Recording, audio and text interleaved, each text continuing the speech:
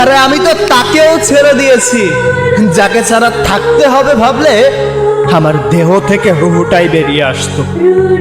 জীবনে যখন কেউ ছিল না তখন ভাবছিলাম জীবনে এমন কেউ আসুক আমার জীবনটাকে অন্যরকম সাজিয়ে দিয়ে রঙিন করে দিক।